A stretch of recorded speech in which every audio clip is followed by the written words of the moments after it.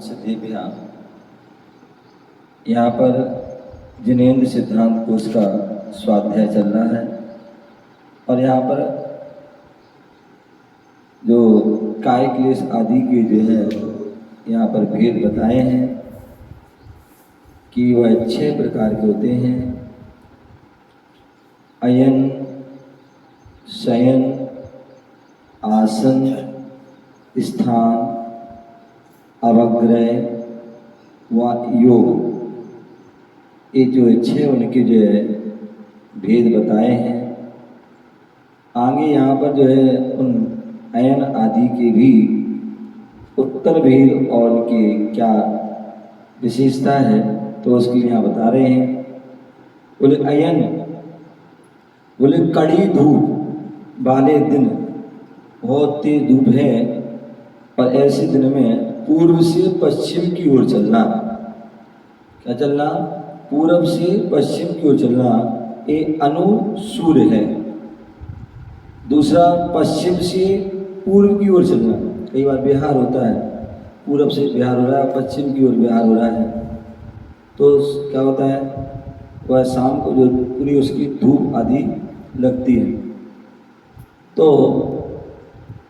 पीठ में लगती है, तो वह अनुसूर जो है पूरब से पश्चिम की ओर चलना, तो ये क्या है? अनुसूर है। और पश्चिम से पूर्व की ओर चलना, प्रातःकाल की वेला है, हम पश्चिम से पूर्व की ओर चल रहे हैं तो सामने की जो है पूरी धूप प्रति सूर्य, सामने जो है सूर्य की रोशनी आ रही। सूर्य जब मस्तक पर, कई बार ऐसा होता है कि जो है बिहार हो, दोपहर में बिहार हो रहा है और मस्तक पर क्या है? धूप है। तो ऐसे जब सूर्य मस्तक पर चढ़ता है तो ऐसे समय में गमन करना एक ऊर्ध्व सूर्य है। और अब विहार कर रहे हैं, सूर्य यहाँ दिख रहा है, वहाँ वो दिख रहा है, तो ऐसे सूर्य जब मस्तक पर गमन चलता है, ऐसे समय गमन करना ये ऊर्ध्व सूर्य है। और सूर्य को त्र्यक दाएं बाएं करके गमन करना ये त्र्यक सूर्य है। स्वयं ठहरे हुए ग्राम से दूसरे ग्राम को विश्रांति न लेना, मतलब यहाँ से चले सीधे असावरपुर से और सीधे सोनीपत जाके गमन पूरा रुके, तो ऐसे एक ग्राम से दूसरे ग्राम को विश्रांति न लेकर गमन करना। और कई बार वहाँ तक गए और फिर वहाँ से फिर लौट के आ गए। कई बार सोचना कि सुबह गए थे और शाम को वापस आ गए, तो ऐसे लौट के आना। या कई बार यात्रा में जाते, दिल्ली वाले से बड़े गांव चले गए और बड़े गांव से वापस आ गए, तो ऐसे जो है स्व स्थान को लौट आना। या तीर्थ आदि स्थान को जाकर लगे हाथ लौट आना।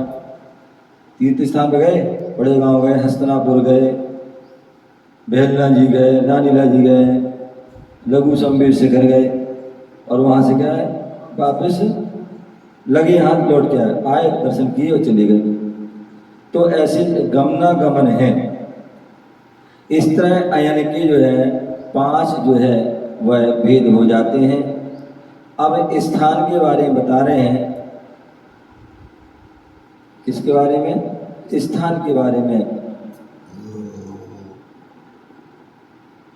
कायोत्सर्ग करना स्थान कहलाता है। एक स्थान पर हम खड़े हो गए और कायोत्सर्ग कर रहे हैं, तो जिसमें स्तंभ आदि का आश्रय लेना पड़े उसे साधार, जिसमें संक्रमण पाया जाए उसे सभिचार, जो निश्चल रूप से धारण किया जाए उसको ससन निरोध, और जिसमें संपूर्ण शरीर ढीला छोड़ दिया जाए वो उसको भी सष्टांग, और जिसमें दोनों पैर समान रखे जाए उसको संपाद,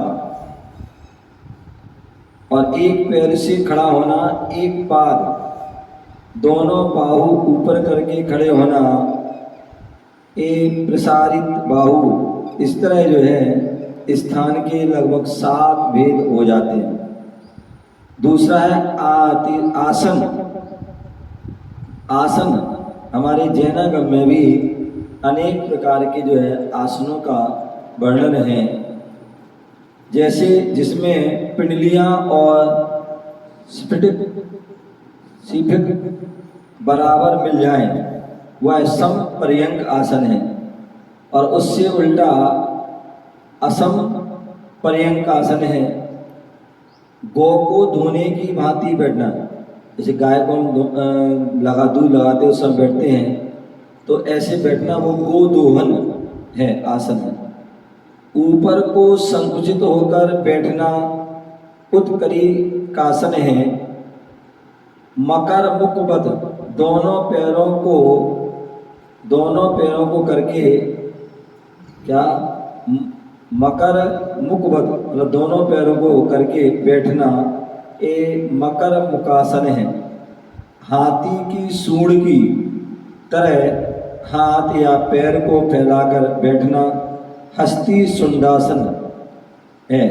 गौ के बैठने की भांति, जैसे गाय बैठती है तो गौ के बैठने की भांति बैठना गो शय्यासन है, अतः जिसे गवासन भी कहते हैं।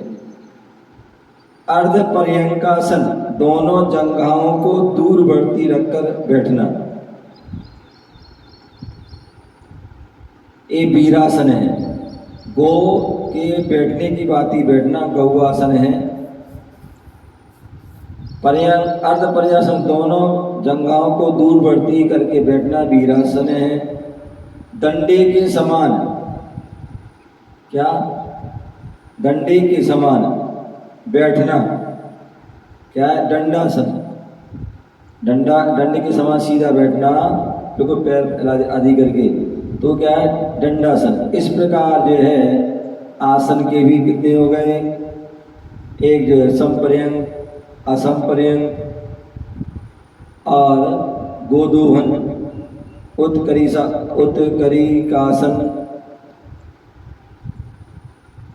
और मकर मुकासन, हस्ती सुंडासन और गोशय्यासन, पर्यंक आसन, वीरासन और दंडासन। कितने हो गए, 7 हैं। संपर्यंक आसन, असंपर्यंक आसन, गोदोहन, उत्करिकासन, मकर मुकुर और हस्ती सुंडी, गौआसन, पर्यंकासन, अर्धपर्यंकासन, वीरासन और कितने, दंडासन, 10। तो इस प्रकार से जो है 10 प्रकार के आसन। अन्य जगहों पर अनेक प्रकार से और भी अन्य जो है उनमें कहीं पर 8 आसन, कहीं पर और भी ऐसे आसन पारे में। तो इस प्रकार से जो है अनेक प्रकार के आसन के जो भेद हैं, उन आसन को जो है व्यक्ति समय समय पर लगाते हैं, बैठते हैं। इस प्रकार आसन के अनेक भेद हैं। उसी प्रकार शयन, शरीर को संकुचित करके सोना, लड़क शय्यासन है। क्या है, जब सर्दी की मौसम होता है तो शरीर को संकुचित करके क्या करके सोना। तो एक तो संकुचित करने में उसमें क्या है, तो बैठ के अपन बैठ गए, उकरी बैठ गए और ऐसे बैठे बैठे सो रहे, अथवा लेट गए और संकुचित होकर के ना पैर फैलाए ना ऐसे, हाँ, तो लड़क शय्यासन, शरीर को संकुचित करके सोना, ठीक है ना। ऊपर को मुख करके सोना उत्तान आसन है। नीचे को मुख करके सोना अवाक्स शय्यासन है। और सबकी तरह नीचे होकर के सोना, बिल्कुल सीधे सो जाना, ये सब शय्या आसन है। क्या है, लड़क शय्या, उत्तम शय्या, अभाग शय्या और सब शय्या। और 5वां है किसी एक करवट से सोना, एक पार्श्व शय्या आसन।